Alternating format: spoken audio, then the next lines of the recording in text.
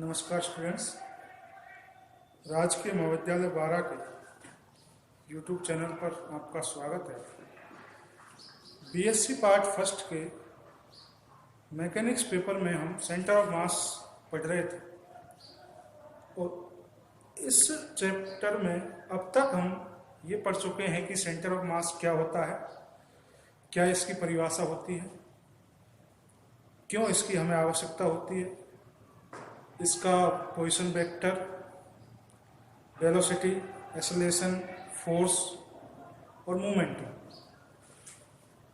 ये सब चीज़ें हम कैलकुलेट कर चुके थे, समझ चुके थे कि इनका क्या यूज है और किस प्रकार से हम इनको कैलकुलेट करते हैं।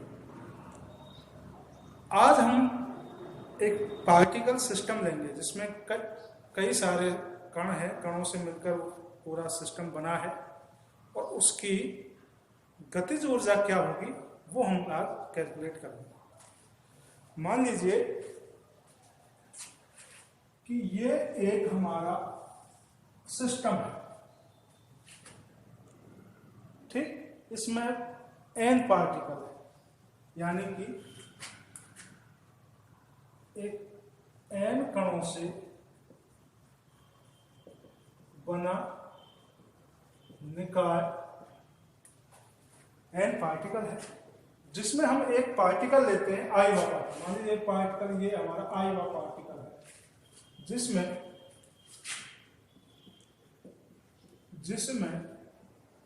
आई वे कण का द्रव्यमान एम आई,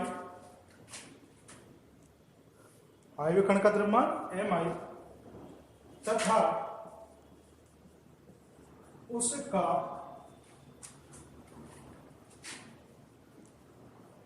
स्थिति सदिश आर आई वेक्टर है। एक आई वा कण लिया हमने और उसका द्रव्यमान एम आई है तथा उसका स्थिति सदिश आर आई है। तो स्थिति सदिश बनाते हैं, ये एक्स अक्ष, ये वाई अक्ष और ये जेड अक्ष, और यहां से इसका स्थिति सदिश ये आर आई वेक्टर। यदि इस पर कोई फोर्स अप्लाई हो रहा है, यदि आई वे कण पर एफ आई वेक्टर बल आरोपित होता है तो उसका वेग बी आई वेक्टर होगा। यदि उस पर कोई फोर्स अप्लाई हो, मान लीजिए एफ आई फोर्स उस पर अप्लाई हो रहा है, तो उस फोर्स अप्लाई के कारण उसका वेग यानी उसकी स्थिति में परिवर्तन होगा और वो उसका वेग कितना होगा, बी आई वेक्टर, तथा गतिज ऊर्जा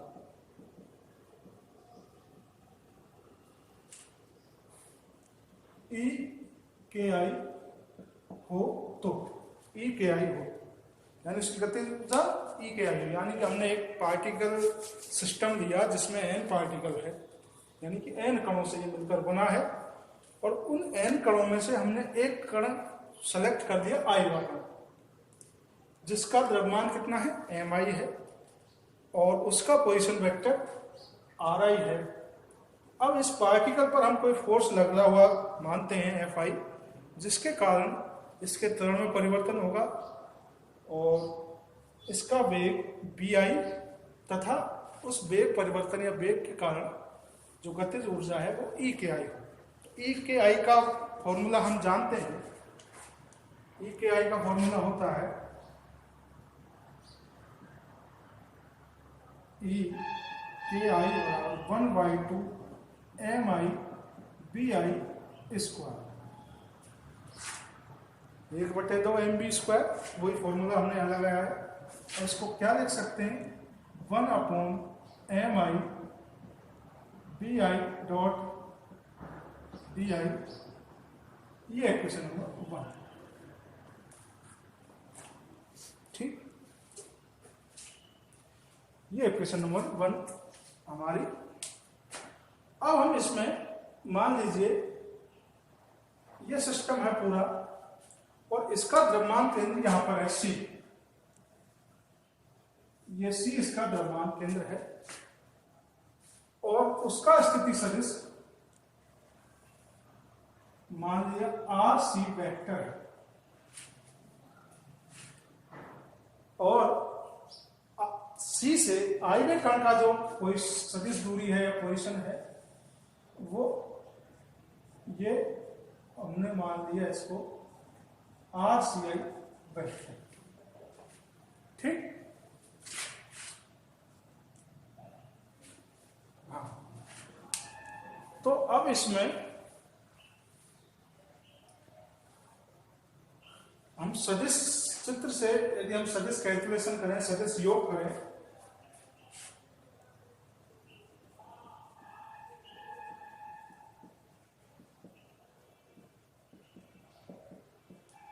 आर आई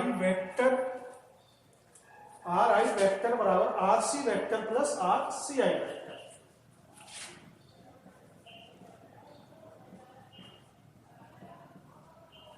ये क्वेश्चन नंबर 2 और इसका हम समय के सापेक्ष अवकलन करें।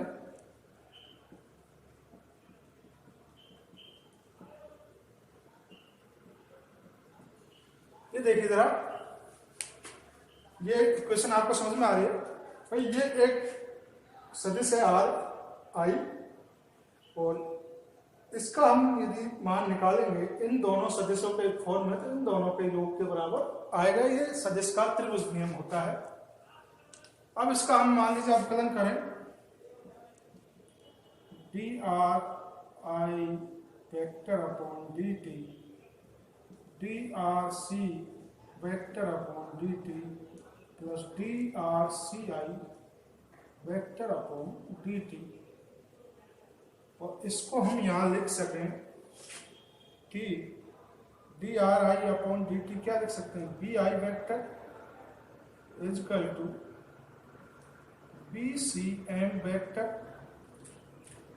सेंटर ऑफ मास की velocity plus B C I vector. ये क्वेश्चन नंबर 3।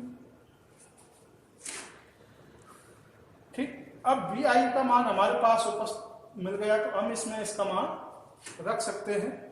तो समीकरण 3 से समीकरण 1 में मान रखने पर, रखिए जरा, तो ई के आई बराबर 1/2 एम आई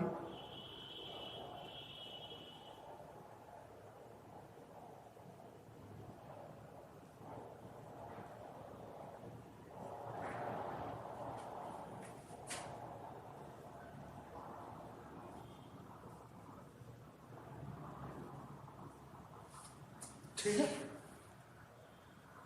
और हम इसका सदिश गुणन करेंगे तो 1/2 M I B I square plus B C M square, इस पर सदिश नहीं आएगा क्योंकि B C M multiply B C M या हाँ बी सी एम, ये इसका कैलकुलेशन आप करिए जरा, तो ये आएगा B C M multiply B C M, तो बी सी एम का स्क्वायर, इसको वेक्टर नहीं आएगा क्योंकि ये सेम वेक्टर है, तो फिर आएगा हमारा B C I multiply B C I, तो इस पर भी वेक्टर नहीं आएगा, square plus 2 B C M vector बराबर बी सी आई वेक्टर। ठीक है।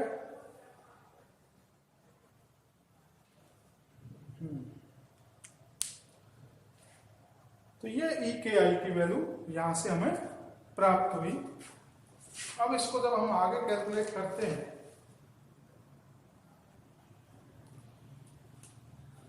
ये कौन से कण की है? आई वे कण की गतिज ऊर्जा,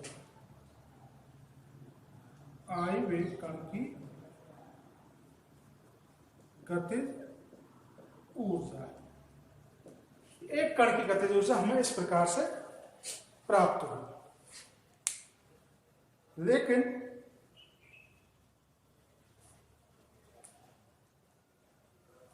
हमें चाहिए पूरे सिस्टम की। तो पूरे सिस्टम की चाहिए तो हम उसमें क्या लगा देंगे? समेशन लगा देंगे। और समेशन लगाने के बाद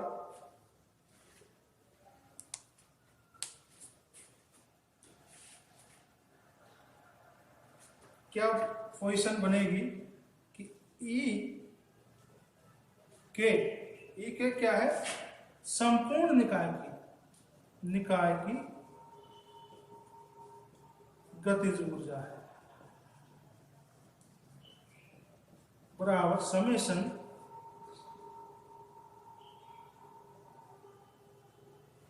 ई के आई इज इक्वल टू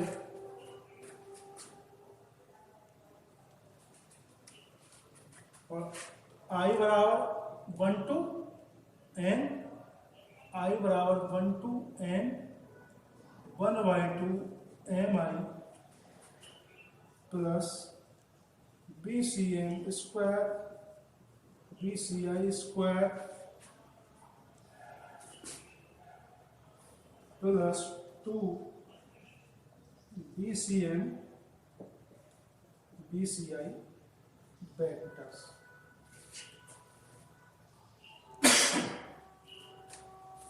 अब हम यहां देखें, इसको अंदर मल्टीप्लाई करें तो is equal to 1/2 summation I1 to n mi BCM square. इस m को तीनों से मल्टीप्लाई कर दिया,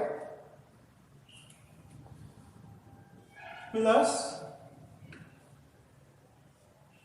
1/2 summation 1 to n BCI square mi plus 2 से 2 कट गया, summation mi BCM multiply BCI। ठीक,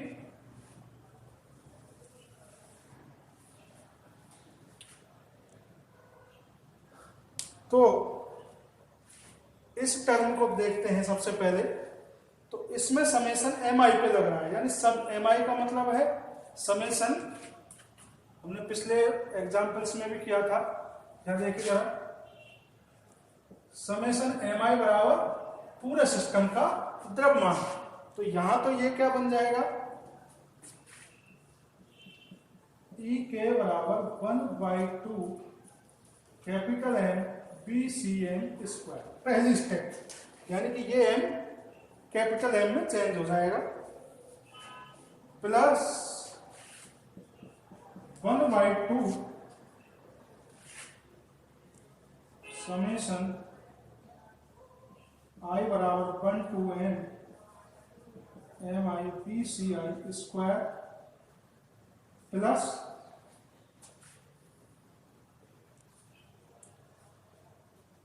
यहां से, ये हमने ऐसे कैसे लिख दी ये टर्म, यहां से BCM को बाहर निकालें तो BCM vector summation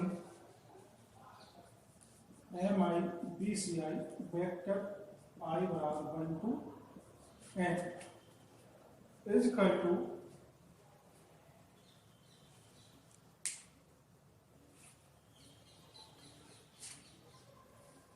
1/2 m BCM square 1/2 summation iota 1 n to n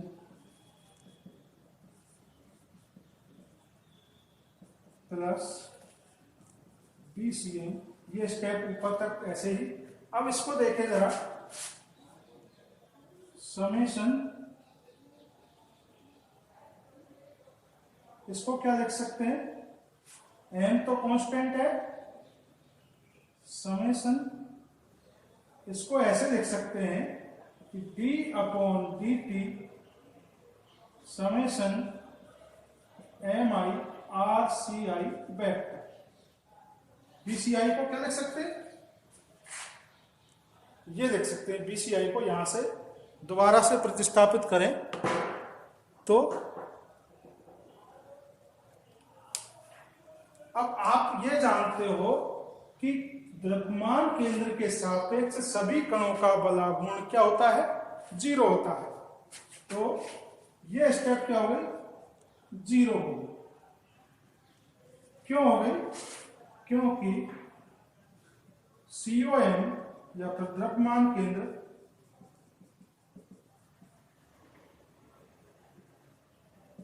के सापेक्ष कणों का द्रव्यमान आघूर्णों का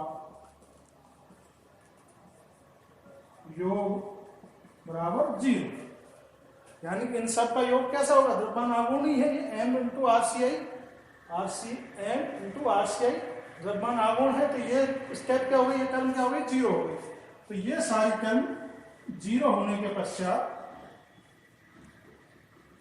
E के बराबर 1/M BCM square plus 1/2 summation I बराबर 1 to N MI BCI square. ये स्टेप बची, तीसरी वाली टर्म 0 हो गई, तो ये स्टेप हमारे पास बची। तो अब इनका हम एक इक्वेशन तो यही दे दें, यही वैसे तो फाइनल आंसर है हमारा, लेकिन इसको हम और शॉर्ट फॉर्म में लिखें। इक्वेशन नंबर 4, तो E के बराबर ECM प्लस E के डैश, ये इक्वेशन नंबर 4, जहां E के डैश का मान क्या है, ये है, ECM का मान ये है। ये सिर्फ हमने नाम दिया है, वैसे आंसर हमारा इक्वेशन नंबर 4 ही है। ठीक है, या इसको KCM में काइनेटिक एनर्जी तो K भी लगा सकते हैं, जैसा बुक में लगाया गया है KCM।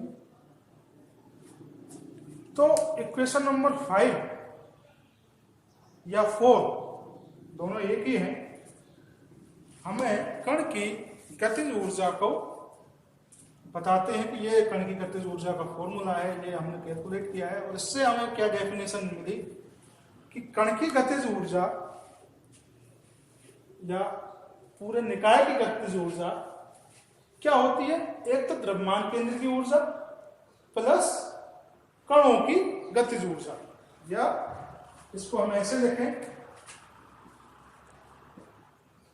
कुल गतिज ऊर्जा इसकी निकाय की बराबर द्रव्यमान केंद्र की गतिज ऊर्जा प्लस द्रव्यमान केंद्र के सापेक्ष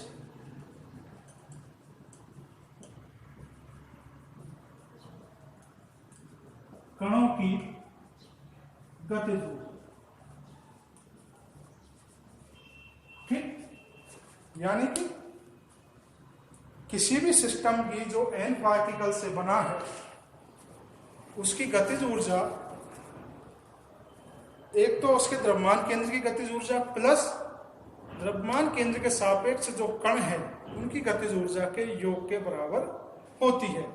E के बराबर E KCM प्लस E के डैश। E के डैश क्या है, द्रव्यमान केंद्र के सापेक्ष कणों की गतिज ऊर्जा है।